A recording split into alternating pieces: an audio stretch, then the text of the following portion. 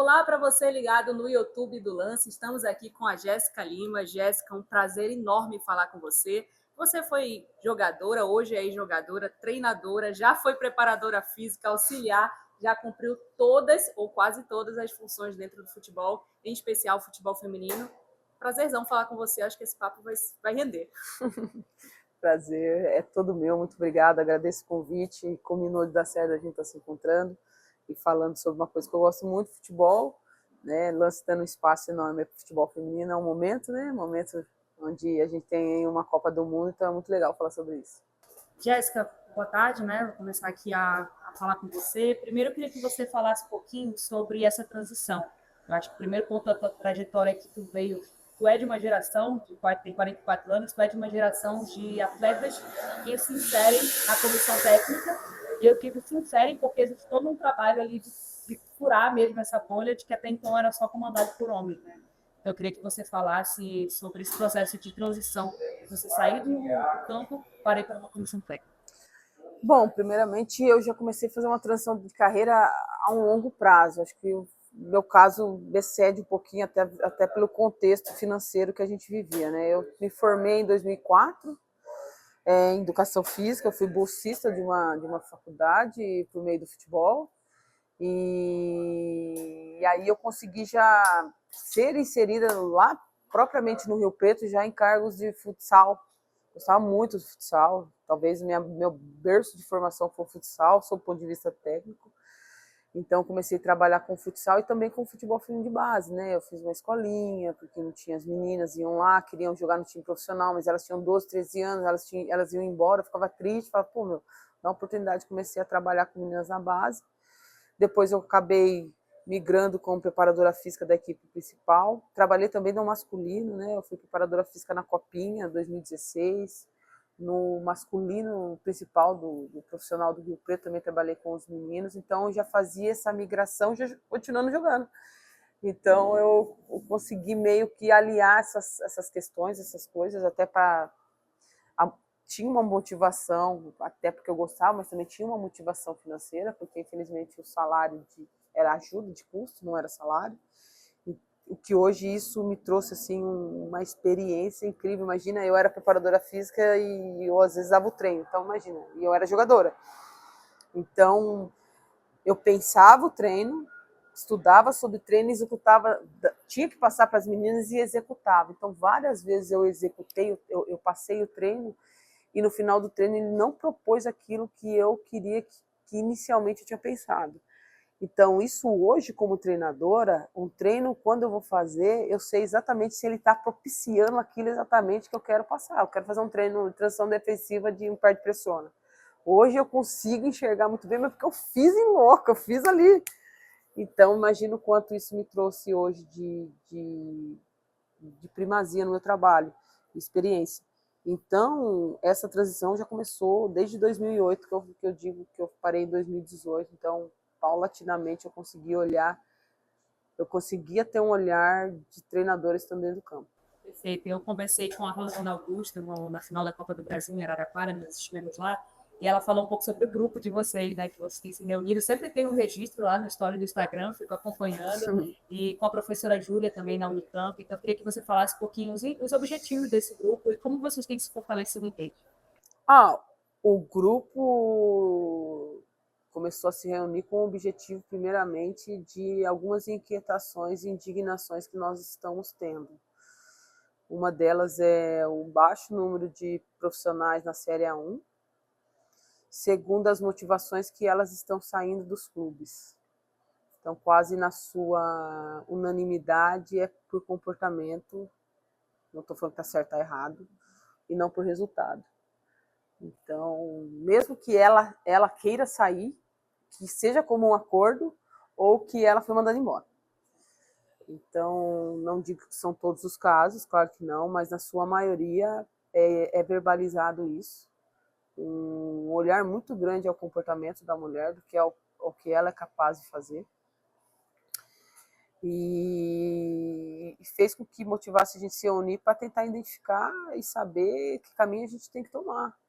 Porque, como você citou, a Júlia é uma pesquisadora que traz números assustadores, que são pouquíssimas mulheres que mesmo o feminino está conseguindo conquistar o espaço e está perdendo espaço por causa da visibilidade, da relação humanitária, a tendência do masculino vir para o feminino é muito grande, né?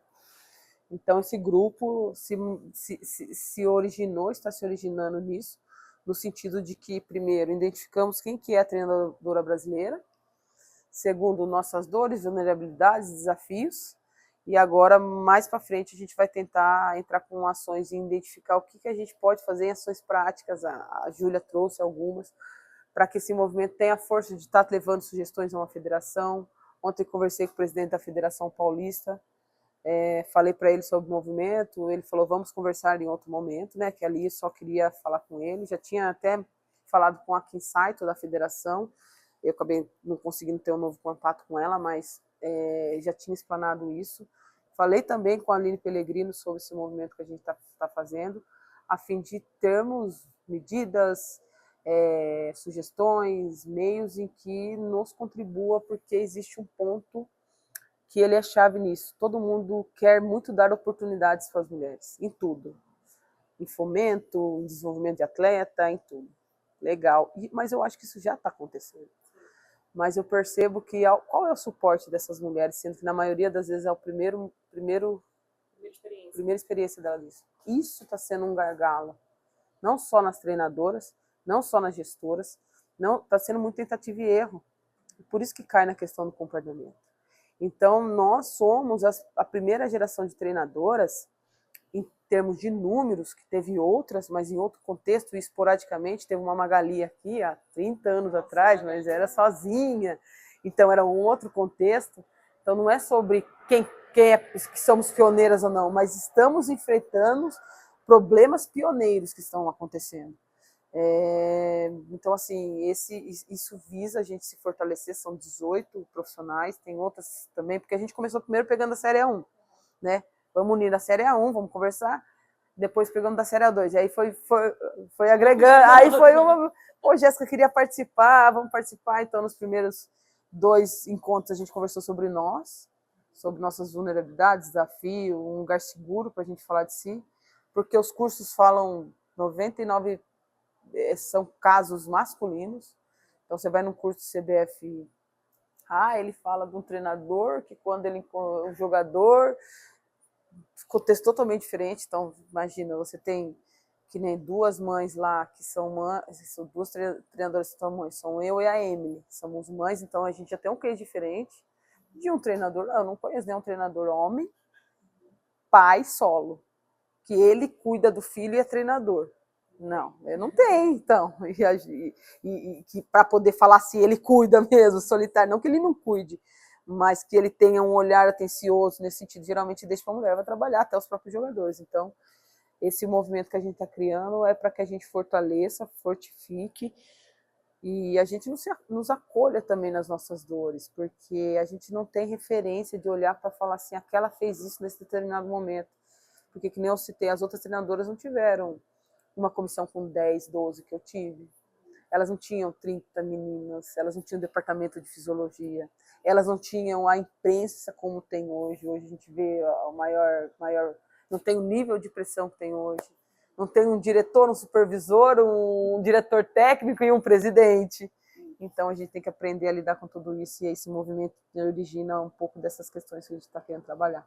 Perfeito. E aí eu vou puxar um tema desse movimento também, que eu acho que pode ser tratado entre vocês, não sei, também não sei bastidores, mas, Jéssica, você é uma treinadora que passou 4 temporadas na Ferroviária, fez um trabalho muito notável. Eu lembro quando eu comecei com vocês estavam na vice-liderança do Brasileirão, a gente até falou sobre análise de desempenho um pouquinho, e você teve, né, Copa Paulista, enfim, teve campanhas assim muito marcantes. Mesmo assim, você deixou a Ferroviária em junho, julho, né, você saiu da Ferroviária, e desde então não se inseriu, até por questões pessoais. Se quiser falar um pouco sobre isso, senão tudo bem também. Mas o que eu quero falar em relação a Emily também, essa volta ao mercado. Assim, como você vê, não só se inserir, porque como você falou, se inserir, todo mundo dá oportunidade, mas essa continuidade, mas também, porque você tem essa experiência da longevidade, mas também esse retorno ao mercado. Olha, eu no meu caso, né, muitas pessoas me perguntaram, vou até abrir aqui até para muita gente, eu falo muito mais particularmente, eu tô resgatando uma coisa que eu nunca vivi na minha vida, eu nunca tive a possibilidade de poder falar assim, eu posso parar agora e ficar, eu nunca tive isso. Então, desde os meus 16 anos, acabava a competição em novembro, eu tinha que arrumar alguma coisa para me fazer, porque eu não tinha 13º, eu não tinha trabalho, eu nunca tive isso. Isso uma vez já me gerou uma depressão, já me gerou um burnout. Então, eu cheguei em 2015 a 2018, eu era treinadora, eu era jogadora, treinadora da base, preparadora física do time, no final do ano eu trabalhava com masculino. Então, eu vivia em alta rotação o tempo inteiro. Quando eu estava na seleção brasileira e acabou, eu ia ficar um momento, eu me preparei, planejei financeiramente para eu ficar até fevereiro do outro ano, que era onde ia voltar a ter uma convocação, com a minha filha, que eu tinha ficado na Copa do Mundo um mês, eu tinha saído dela uma semana, então eu ia ficar com ela, e a minha mulher ia continuar trabalhando, eu ia ficar com a minha filha. Era a minha intenção essa. Mas uma semana ou 2 semanas depois veio a oportunidade de ir para a Ferroviária, e eu fui para a Ferroviária. Na Ferroviária, eu inicialmente vou como CLT, eu nem tinha um contrato, de verdade, mas pela campanha que eu fiz em 2023 e pelo assédio de alguns clubes, tinha 2 propostas muito boas de 2 times grandes para receber o dobro do que eu ia receber, vou falar a verdade para você. A Ferroviária veio com uma proposta de continuar de um projeto a longo prazo, que me atraiu muito, que era 2026, né? E com todo um know-how de manager no clube, né? Isso explanado pelo gestor maior. Você aqui é um manager, você não é simplesmente uma treinadora aqui. Você aqui, eu quero que você mexa em tudo aqui, quero que você contribua com tudo, né? Metodológica, né? Tudo. Isso, tudo. Até porque quando eu cheguei lá tinha as categorias de base, tinha uma vontade de fazer, mas não tinha processo, não tinha meta. Tanto que quando eu cheguei na Ferroviária tinha mais de 30 meninas no elenco, 34 meninas, e tinha 12 da base que subiu do sub-20 que estava parado, que atrapalhava a equipe principal treinar, porque como gerencia 34?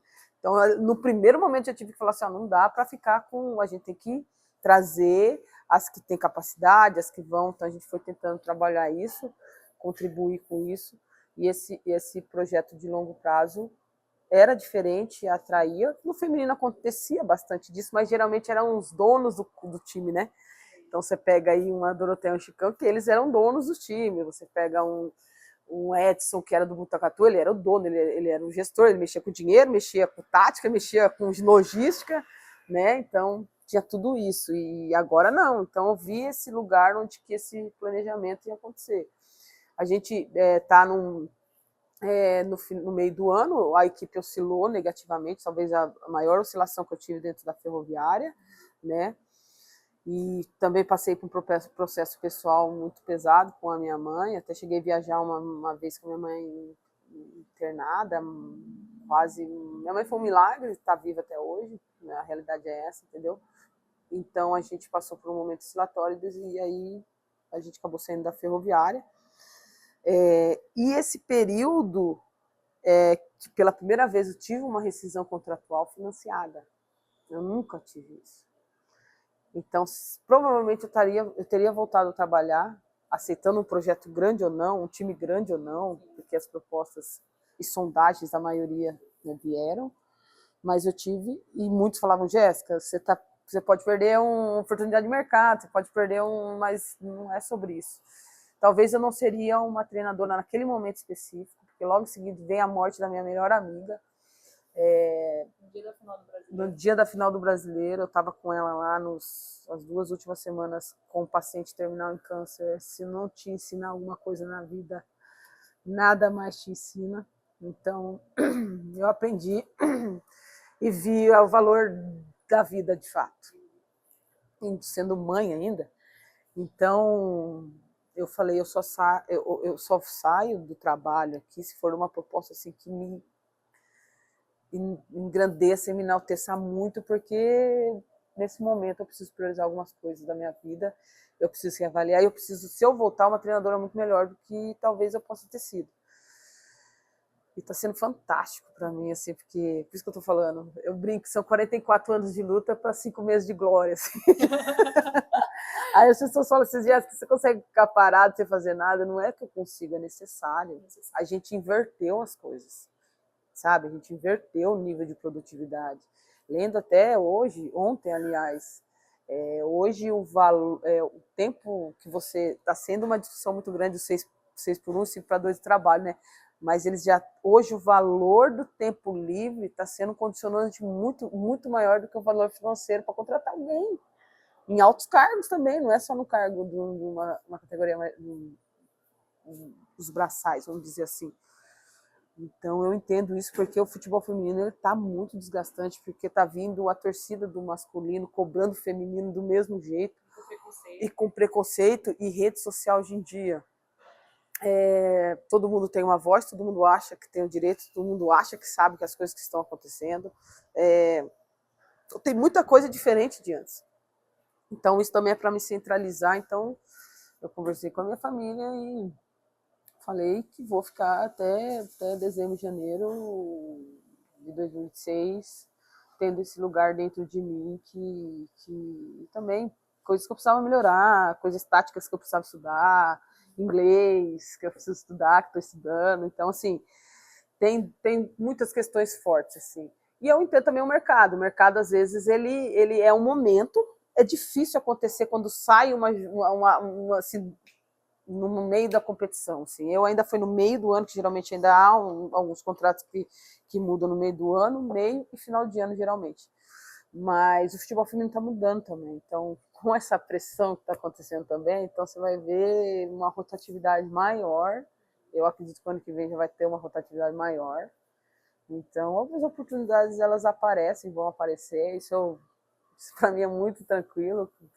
Eu sou muito tranquila, quem trabalha com muita honestidade, como eu trabalho, trabalha pra caramba e sei que sou competente. E na hora, no momento certo, as coisas vão aparecer na minha vida. Então, tem uma parte da Bíblia lá que eu gosto muito, que é Eclesiastes, que fala sobre o tempo de tudo, sabe? E também tem o tempo de você produzir demais.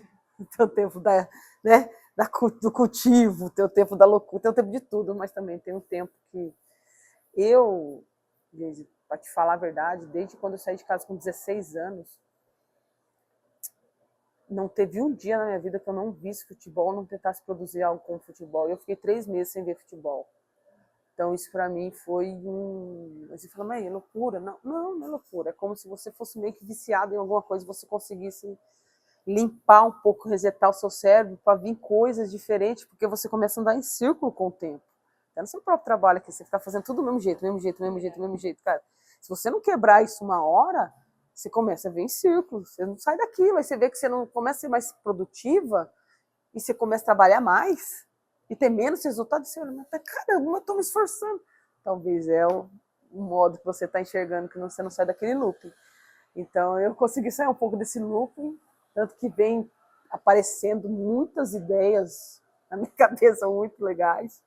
Hoje eu olho o jogo já de uma forma olha que coisa, tô falando de 4 ou 5 meses, eu olho e falo, caramba, poderia ter feito diferente ali, né? Nossa, isso aqui é muito legal, não tinha enxergado.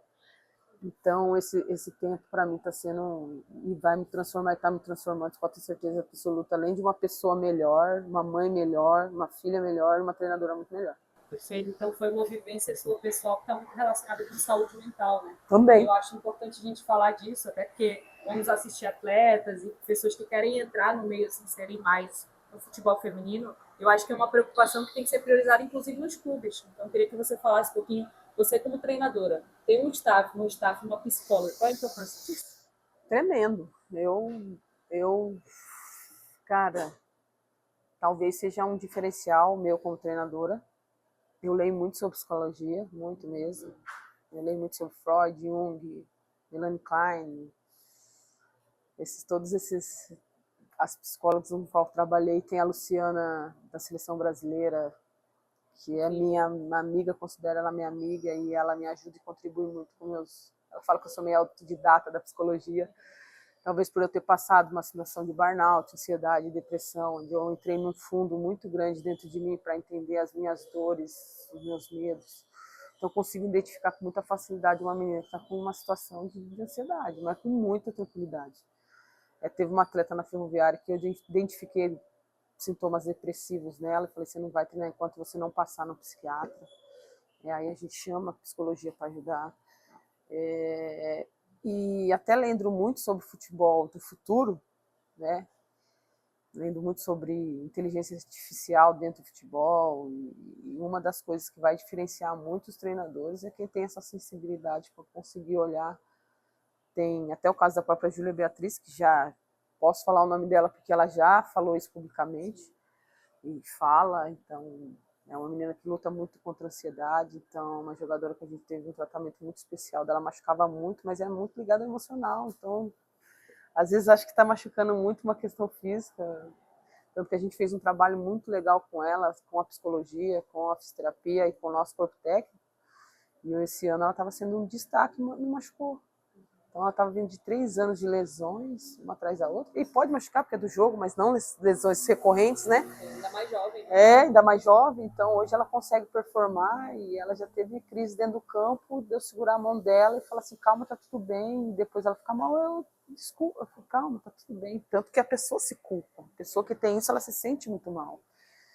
E eu te confesso, assim, as meninas que jogam futebol, e os próprios atletas têm acho que 2,5 vezes uma tendência, uma probabilidade de ter mais sintomas de ansiedade e não sei quanto de depressão do que a média populacional normal.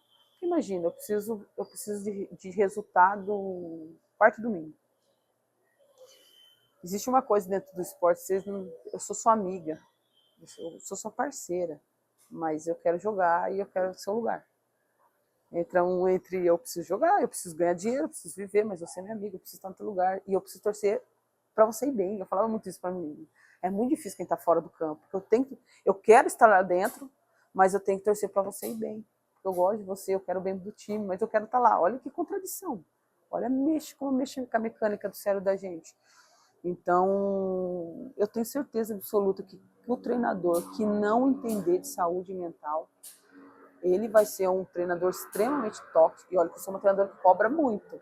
Cobro demais os atletas, entendeu? Porque eu também sei entender aonde ela também está se apoiando em algumas coisas sabotadoras dela, né? Então teve menina com crise de ansiedade que a gente tira dentro do campo, mas tem menina que não está com crise e acha que está, e a gente ajuda a vencer esse medo. De eu chegar na mão da menina e falar assim, olha, você está com medo de ter a crise ou você está com crise? Então volta, supera, entra no campo e joga. Entra no campo e treina. E aí ela consegue superar isso. Então eu tenho certeza absoluta que quem não tiver essa sensibilidade e que não tem nada a ver, que não tem a cobrança, tem cobrança sim, o treinador que vê, consegue enxergar esse viés mental muito forte, do ponto de vista no que o quanto impacta dentro do campo, o atleta se sente mais seguro para poder sentir aquilo. Ele vai ter um rendimento maior. E não tem sombra de dúvida, do documentário da Simone Biles. Muitas atletas que você olha. Tem uma atleta que eu estava conversando ontem, eu falei, eu sempre oriento, vai fazer terapia. Você já está flertando com o caminho que você sozinha não consegue mais lidar com isso. Então, eu vejo isso como um segmento que quem não tiver um mínimo de noção, até pelo seu ponto de vista humano, porque ele vai acabar com a carreira do atleta, não vai tirar o melhor, vai ser um ativo do clube que vai ficar lá no canto, machucando, só machuca. Quanto de... Isso aí só machuca. Antigamente descobriram que a questão dental influenciava, colocaram dentista, agora estão vendo que o psicólogo, então a gente entende que sem a psicologia hoje em dia não vai dar mais fazer, vai perder jogadora, você vai perder dinheiro. E aí eu quero até aproveitar esse gancho, você falou sobre a questão das atletas, né, principalmente. Hoje a gente vê uma postura de alguns treinadores, mesmo na Série A1, no Paulistão, a competitividade é tanta que às vezes se exalta, né, às vezes fala alguma coisa para um atleta que magoa, mas eu queria falar principalmente sobre a questão das advertências, cartões amarelos, vermelhos, a gente vê muito isso. Você que já esteve à beira de campo, conta pra gente como é esse bastidor do contato ali com a arbitragem, do contato ali com as atletas durante o jogo. Deixa eu ver se eu entendi. Você fala sobre a questão... A disciplina do treinador à beira de campo. Ah, sim. Eu sou uma pessoa muito visceral ali na beira do campo, né? Eu me deixo levar muito pela emoção. Claro que a gente não vai ser, mas eu me deixo levar pela uma emoção que eu entendo que é contextual, que contribui com o meu olhar dentro do campo. Então, quando eu sinto a emoção do jogo, eu sinto que eu preciso trazer uma emoção enquanto treinadora ao jogo ou aos atletas, eu deixo aquela emoção, que talvez é uma memória que eu tenho como atleta, como ex-atleta, de entender que aquele momento é uma hora de inflamar a equipe, ou é um momento de acalmar a equipe, ou é um momento de ficar meio que neutra. Mas as meninas já me conheciam, já sabiam que eu tinha um jeito de ser. Às vezes era criticada pelo meu jeito de ser, às vezes não, era elogiado pelo meu jeito de ser, mas eu li uma vez um artigo do finado Ferretti, que era treinador de futsal, campeonismo, que ele falava que ele era muito criticado porque ele só ficava sentado e braço cruzado e nem levantava, né, no futsal, né? Então ele era muito criticado, ele fez um artigo fenomenal. Se eu levanto e ganho, eu sou bom. Se eu levanto e perco, eu sou ruim. Se eu estou sentado e ganho, eu sou bom. Então é muito motivado pelo resultado. Então, até o Felipe Luiz deu uma entrevista esses dias falando sobre. Mas eu acho que o treinador, talvez, ele possa piorar uma situação, sabe? Se você vê que uma equipe está extremamente estressada, nervosa, você pode piorar uma situação deixando elas mais nervosas. Então, teve situações em que eu percebi que não estava legal assim, sob o ponto de vista de elas estarem sem confiança e eu tentar passar uma confiança para elas. Como vice-versa, eu vi que estava uma situação muito morosa, muito relaxada demais e chega lá e ser mais firme. Tem atletas que lidam bem com isso, tem outras que lidam menos com isso. Mas como eu tenho uma relação muito aberta com as atletas, assim, delas poderem me dar o feedback, e tem muitas que eu pergunto, tem meninas que eu pergunto, eu me excedi? As que eu acho que era coerente e conseguia, não aquela que está insatisfeita lá, sem jogar, que ela lá vai dar pau em mim. Mas geralmente no final do ano eu faço feedback individual com todas, né, que posteriormente vão ficar no outro ano, e dentro desses feedbacks que eu passava para elas, eu também dava esse direito delas me falar. E hoje eu tenho muita maturidade emocional, porque se eu peço um feedback para você, eu tenho que estar aberta a ouvir o que eu também não quero ouvir. E aí eu também, então tinham 2, 3 meninas no próprio elenco que eram norteadoras se eu estava me excedendo ou não, para me orientar também, porque eu também tenho uma percepção minha aqui do lado de fora, né? Venho de uma geração com uma resiliência maior, essas cobranças. Em relação à arbitragem, eu também sempre tive muito problema com a arbitragem enquanto jogadora, né? E isso, infelizmente, acabou, às vezes, no primeiro momento meu como treinadora, se cedendo, assim. E também, eu acho que teve um pouco também da responsabilidade dos árbitros também acabar levando a Jéssica, que era jogadora, para o campo, como eu também excedia em algumas vezes. Eu peguei 4 jogos porque eu chamei um árbitro de incompetente. Eu achei aquilo muito forte, porque nem o Abel pegou 4 jogos mandando um árbitro para aquele lugar e nenhum outro treinador. Então era um excesso de rigor comigo. Mas eu também entendi que eu precisava também mudar, tanto que acho que os outros 2 anos eu não acabei nesse último ano mesmo, em 24 também, acho que eu não tive nenhuma suspensão por cartão. Tomava um cartão ou outro que faz parte da vida, mas não tinha vi que precisava melhorar nisso e melhorei. Então, algumas atletas são mais efusivas para reclamar, outras menos, mas ali dentro da Ferroviária, pelo menos eu cobrava até elas para falar mais com a arbitragem, porque o próprio jogo contra o Corinthians, que a gente estava ganhando de 1-0, e aí foi marcado um impedimento aos 30, a gente ia fazer 2-0, né? Ia ficar 2-0.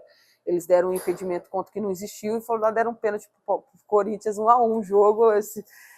Aquilo lá, as meninas foram meio que para cima da arbitragem. Eu não vou controlar. Claro que eu não gosto que ofenda, eu nunca ofendi árbitro. Eu acho que aí já a gente foge. Eu nunca mandei o árbitro. Nunca.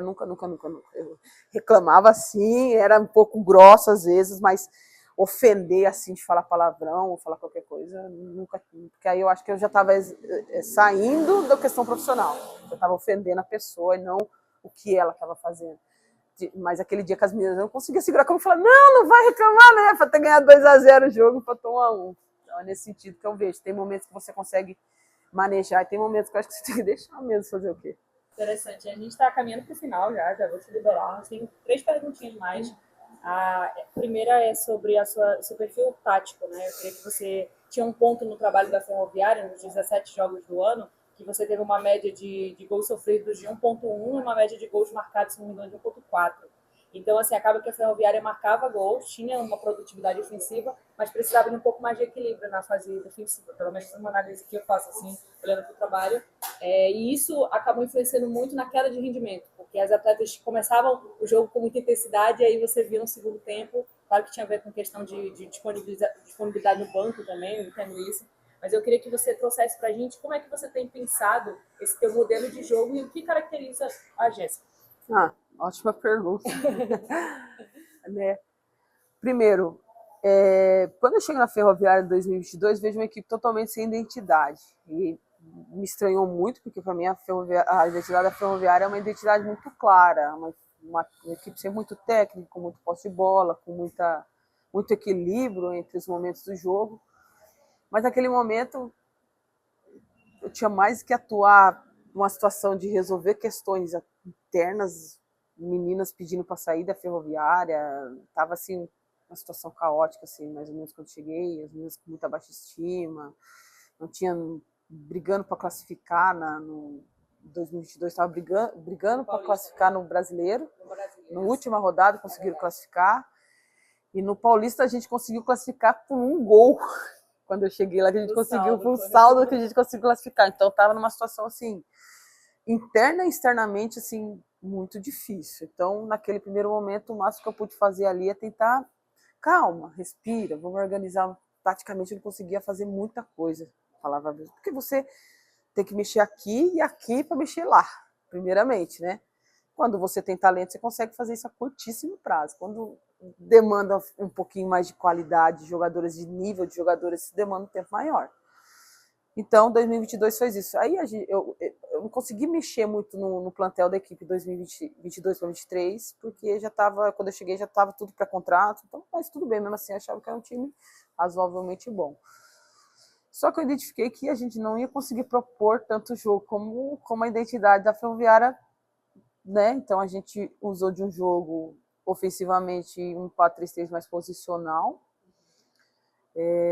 com as inspirações, né, mais daquele jogo posicional mesmo, mais paradinho até, com interpretação de vantagens. Exatamente. Né?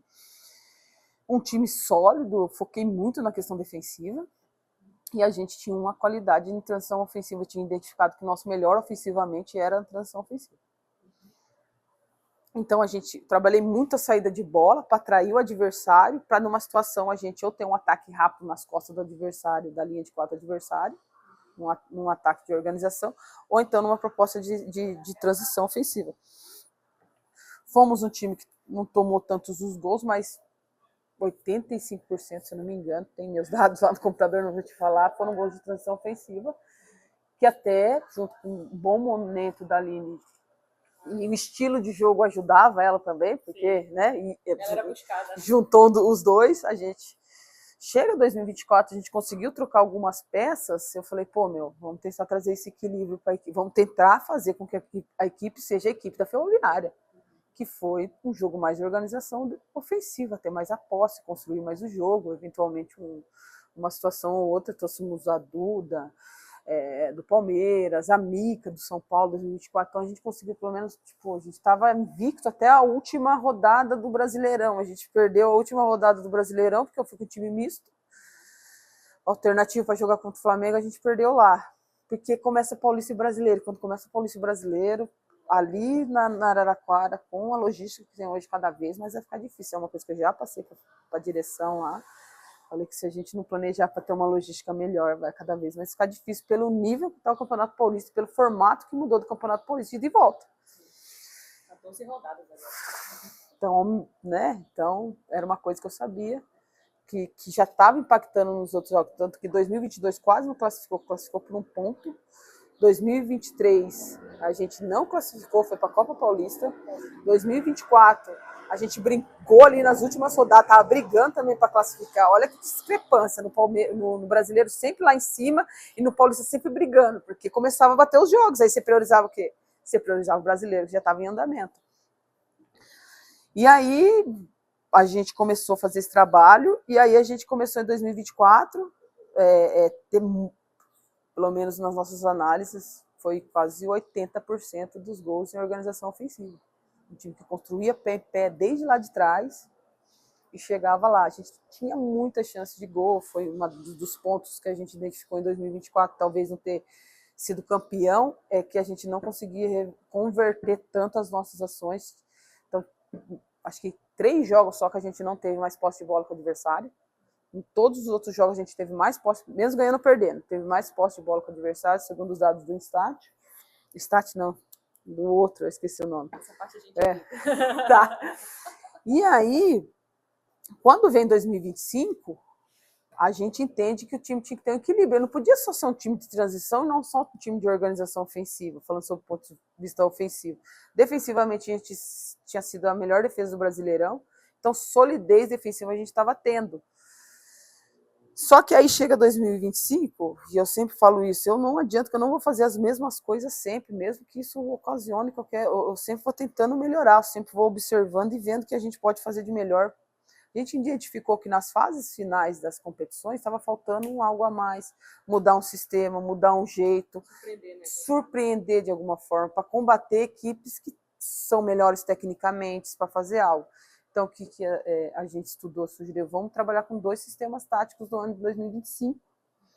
Vamos trabalhar com uma marcação diferente, uma forma de marcar diferente dos outros anos. Outros anos a gente marcava em blocos mais, sob o ponto de vista de marcações zonais, e esse ano a gente, pela uma tendência mundial até, abandonando um pouquinho mais o jogo posicional, porque estava vindo muito forte os encaixes individuais por setor, né? E eu estava querendo trazer um pouco dos dois. Ser um time bem... Vou ser bem sincera para você, muito difícil de articular isso, porque você tem que estudar muito o seu time. Você tem que aplicar isso em treino também, ver se as meninas estão correspondendo. Isso, às vezes, uma outra hora, pode gerar uma situação de conflito, até próprio do treino. Mas era tudo extremamente...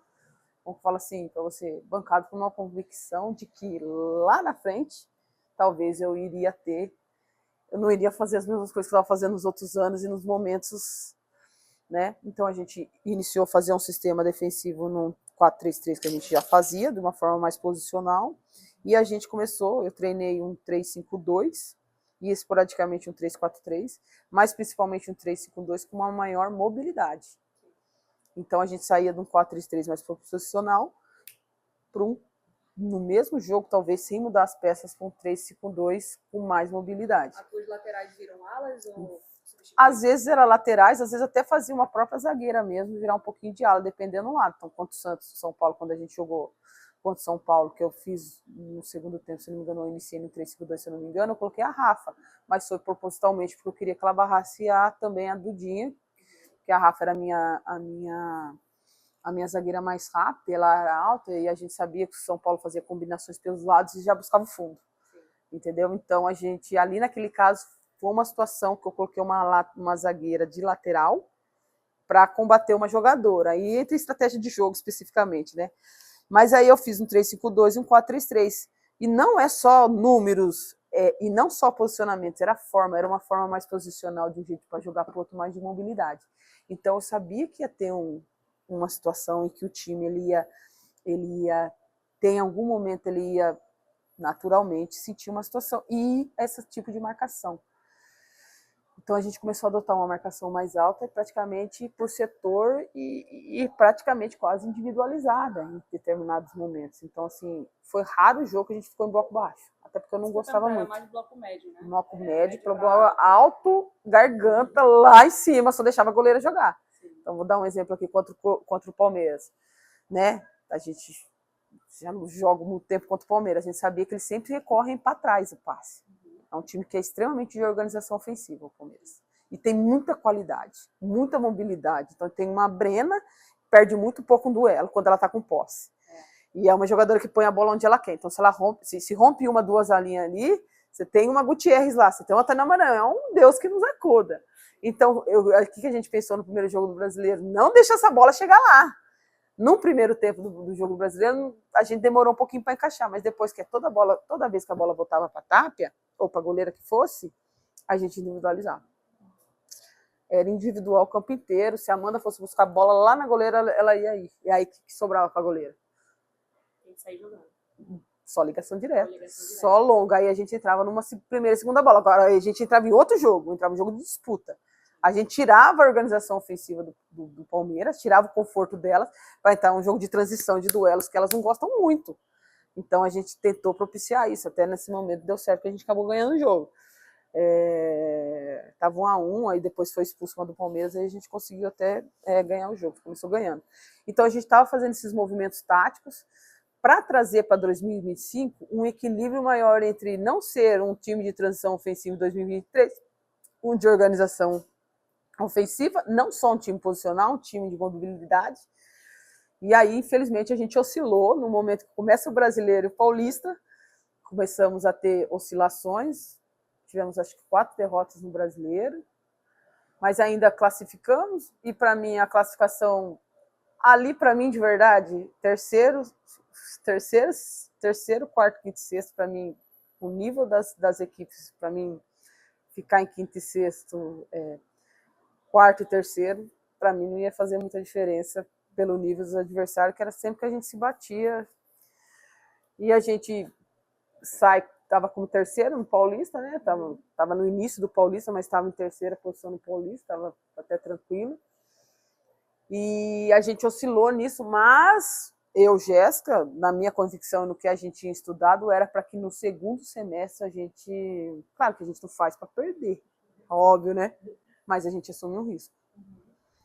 E tem essa questão da logística que pega muito. Para mim, 30% do rendimento das atletas cai demais. Todos os anos foram assim, 30% a 40% do rendimento de algumas atletas caem demais, porque a logística é muito difícil lá como era em Rio Preto, quando eu jogava também. Então, toda vez que você tem que ir para São Paulo, ou então quando tem que ir para Congonhas. Então, aquela viagem que a gente foi para uma Amazonas no 3B mesmo, as meninas chegaram por 3 dias, a gente vai no treino, elas não tinham nem condição de treinar direito. E já tinha que pegar um clássico no Paulista. Então, essas oscilações aconteceram, não gostaria que acontecesse daquela maneira, mas eu tenho uma convicção muito grande para mim que às vezes o sofrimento ele traz um benefício lá na frente, entendeu? Não consegui ver isso né, em loco assim, não consigo ver isso em loco, mas continuo com essa convicção de que teríamos feito uma situação de segundo semestre diferente diferente não. Teríamos tido, em fase finais, situações, estratégias e possibilidades diferentes de que foram os 2 anos, e que dentro dos nossos estudos identificamos que isso talvez não teria feito com que tivéssemos ganhado um título. Tem 2 jogadoras da Ferroviária que eu vejo assim com perfil de seleção, tem algumas, né, mas vocês 2 eu vou destacar. Primeiro, a Natália Bendito, né, jogadora que passou por uma transição quando você estava lá, de sair do sub-20. Desde no passado ela jogava no profissional já, mas é essa jogadora em maturação, em maturidade, e muita gente, inclusive eu, já vejo com potencial de seleção, embora para testes inicialmente, porque a concorrência é muito grande no ataque. E a Fátima Dutra, que foi convocada para a Copa América, jogou a Copa América, entrou bem também. Então eu queria que tu falasse um pouquinho dessas 2 atletas, que foram 2 atletas. Bom, vou iniciar com a Bendito. Eu já acompanhava ela desde a sub-17 da seleção brasileira. Quando a gente chegou lá, a gente deu a oportunidade dela para estar integrando na equipe principal. No primeiro momento que a gente começou a integrar ela lá na Ferroviária, ela não foi e é natural, a gente sabia disso. Eu gosto muito de fazer movimentos lineares, não lineares com essas atletas. Eu não gosto de trazer elas vêm, porque há uma autocobrança delas, da família, de todo mundo. Então eu faço o movimento trazer, descer, para elas sentirem um lugar, para elas sentirem um movimento. Exatamente. Então já estava fazendo isso com a Natália Bendito, né, e com outras também lá. Eu tinha números de não sei quantas atletas que a gente levava para treinamento, para jogos e para... Claro que umas acabam se destacando mais, outras menos. Já em 2024, a própria Natália Bendito vem com uma postura diferente. A gente levou 2025, 2024, até apostei levando ela para a Libertadores, levei muita porrada, porque alguns queriam que levasse a Sochor, né? Até a torcida ficou muito chateada lá, né? Porque ela tem uma certa história lá na Ferroviária, com os torcedores e tudo, e eu banquei levando a Bendito, que era uma menina que tinha sido a segunda melhor jogadora do Mundial, né? Tava com a Dudinha. Então, eu falei, não, acho que a Bendito está no melhor momento, é bom, ela já vem de uma experiência internacional, vou levar ela para Libertadores, levei ela para Libertadores. Fez uma Libertadores regular, não foi tão bem dentro daquilo, mas já estava no pacote de trazer para ela uma experiência, tanto que Quando chega 2025, ela começa a integrar o grupo, já ia ficar conosco, não ia ficar mais entre sub-20 e principal, porque tem vezes que a gente quer que ela fique com o principal, mas precisa do sub-20. Né? E aí joga no sub-20, tem que ser quantas horas para voltar para o principal. Então, às vezes, eu priorizava, então, deixa ela ficar lá, porque às vezes ela fica de reserva que não vai jogar, porque ela tem que jogar. E aí, 2025, ela vem muito bem, ela vem diferente. E aí vem a Milene também, em 2025. Então, houve uma competitividade muito legal das duas ali. Só que a Bendita é uma menina também que a gente tem que entender que ela é uma menina ainda. Então, você não pode... A torcida ficava cobrando, a imprensa ficava cobrando para colocar ela em muitos de jogos. E eu penso, primeiro, eu conheço a atleta, que eu estou trabalhando dia a dia. Eu conheço sob o ponto de vista mental do atleta, eu conheço sob o ponto de vista de físico do atleta. Eu não vou exceder uma atleta para ela se machucar. A tendência que ela vai ter é de se machucar. Se ela começar a jogar 90, 2 dias na semana, não ter essa quebra de ritmo dela. Então, a gente começou, ora era a Milene titular, ora ela era titular. Teve momentos que, tecnicamente, ela estava melhor que a Milene e jogava 2 jogos direto. Mas aí eu fazia uma situação diferente do que uma atleta que já está aí com lastro físico, técnico e mental há muito tempo.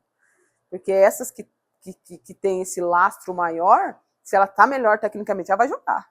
Vai jogar. E a Bendita eu já tinha um cuidado maior pensando na carreira dela, pensando na produção dela e já vendo que ela tinha uma característica que está faltando hoje. Talvez tenha a Gláucia no Flamengo, que tenha. Cara, eu não vejo outra atleta que tenha versatilidade e ela já é uma falsa 9, ela possa às vezes exponencialmente, porque ela é uma jogadora que finaliza bem e é uma jogadora que arma junto. Então ela tem uma função muito diferente ali, ela é uma 9 muito moderna. Então, pensando no desenvolvimento da própria carreira dela e da atleta, que eu penso muito nisso, a gente fazia esse movimento de tira e põe, tira e põe, tira e põe, para que ela, quando ela entre bem, ela entre leve, ela não entre para dar o melhor dela, entendeu? E eu tenho certeza absoluta que ela vai estar na seleção brasileira uma hora, porque para mim é difícil tirar a bola dela. Ela tem um time na pequena área ali muito bom, ela associa muito bem com as outras atletas, por isso que ela tem uma mentalidade de armadora. Então, para mim, a Bendita aí vai ser uma grata surpresa se assim ela se entender o tempo dela, que cada jogadora tem um time, tem um tempo até ela deslanchar mesmo. Para mim, eu consegui enxergar muito bem isso nela. A Fátima Dutra era uma jogadora que eu já acompanhava desde a seleção brasileira sub-20, né? A gente uma vez tinha uma intenção de fazer um sub-23 e ela estaria talvez dentro dessa convocação para trazer essas meninas que não iam para 20, mas não estavam no adulto, para trazer esse 23. Seria até interessante a seleção brasileira fazer isso. Também na Europa tem muitas seleções que fazem.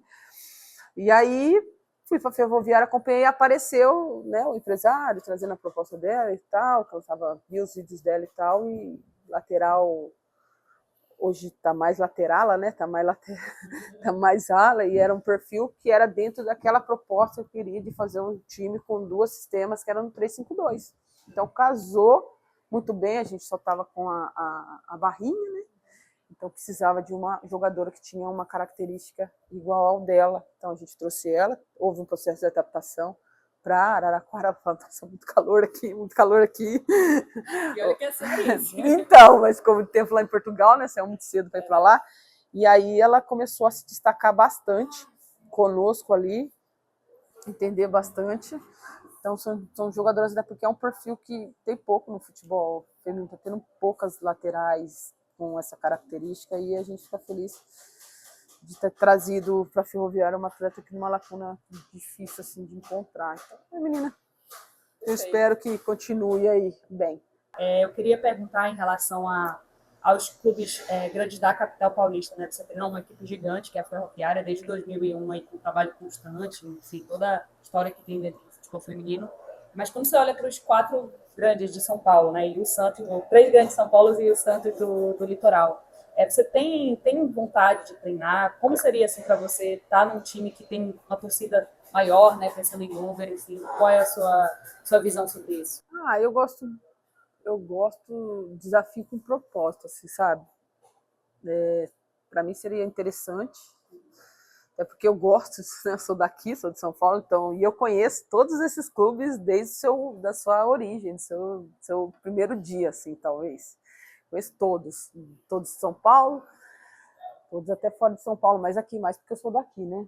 Para mim seria sempre um prazer, né? Qualquer equipe que eu sei que agora o Santos tem uma história muito legal com o futebol feminino, gosto muito do Corinthians também, acompanhei desde sempre, né?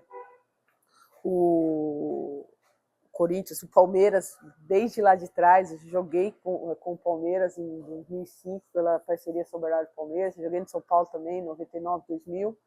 Então são equipes que eu gosto muito porque aprenderam a fazer futebol feminino, estão fazendo cada vez melhor o futebol feminino, estão entendendo como que faz, e a gente fica muito feliz, e cada vez mais o futebol feminino vai ser assim. Vai ser com torcida, vai ser... Tem aí relatórios, até no próprio Summit, onde que eu vi desde acho que de 2018, posso errar a data, o futebol feminino está crescendo 5% ao ano. Você não consegue ver outros esportes que têm esse crescimento, tanto vertical quanto longitudinalmente. Então, você vê, então cada vez mais vai ter adesão das grandes, a gente está preparando para isso.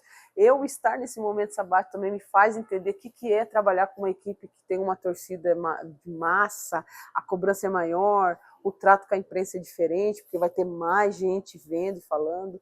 Tomara que a imprensa faça perguntas táticas, como você fez para a gente, é muito melhor do que talvez outros tipos de pergunta. Perdeu, ganhou, entender do jogo também a gente faz necessário.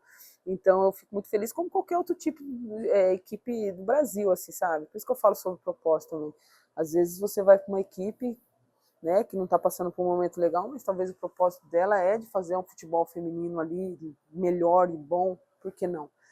Eu sou uma pessoa que a minha vida é pautada nisso. Eu nunca falo assim, eu quero ir ali, eu quero aqui, tanto que eu acabei de parar de jogar, 6 meses depois eu estava numa seleção brasileira, assim.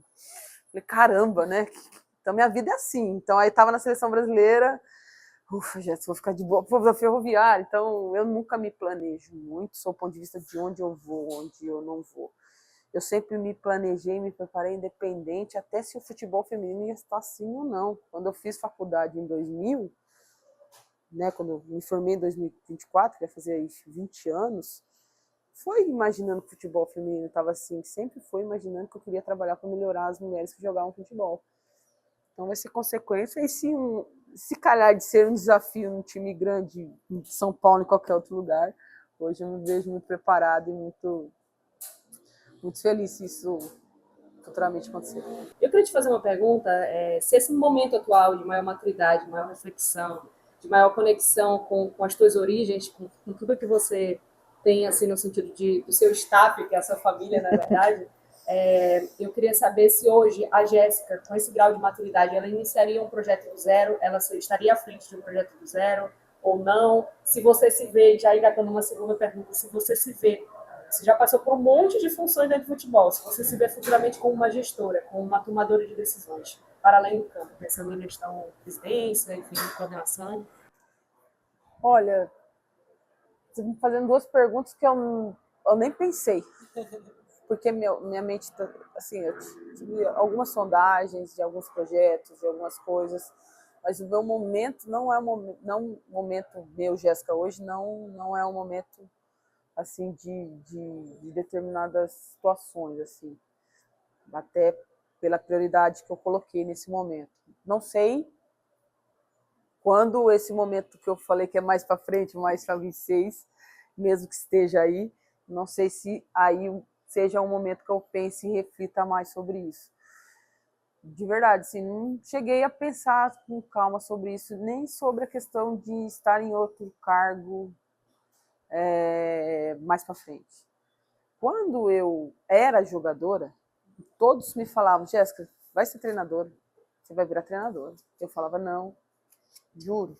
Tive, enquanto jogadora, quando estava, né, quando eu parei de jogar, tive proposta para ser treinadora, eu meio que fugia da função de treinadora, né? Eu falava, não quero isso, pelo amor de Deus, não quero. E olha lá onde eu tô. Então, hoje eu não me vejo não sendo treinadora. Mas eu não sei, a gente não sabe da vida da gente. Eu tenho o único planejamento que eu penso na minha vida é não depender do futebol para sempre. Eu penso, se Deus quiser abençoar minha vida financeira um dia, eu ter outros lugares de renda para que eu não dependa do futebol, porque ele realmente é muito desgastante até pelo que a gente entrega no trabalho. Mas é isso que eu estou falando. Hoje a Jéssica não se vê assim. Eu não me vejo hoje num cargo de gestor e tal, porque eu acho que eu nem me capacitei ainda para isso. Eu acho que você precisa capacitar para fazer aquilo, entendeu? Mas lá na frente, futuramente, a gente não sabe. Eu não sei o quanto talvez eu não possa mais contribuir dentro do campo e possa contribuir mais fora. Tem que ter um olhar muito sincero para a gente, né? Falar, opa, cara, Jéssica, você está fazendo cagada aí dentro.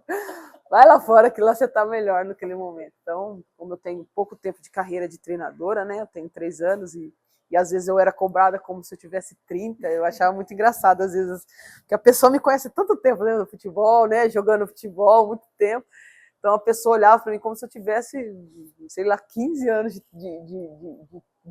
treinadora. Então eu entendo que eu estou num momento de ainda início de carreira como treinadora, né?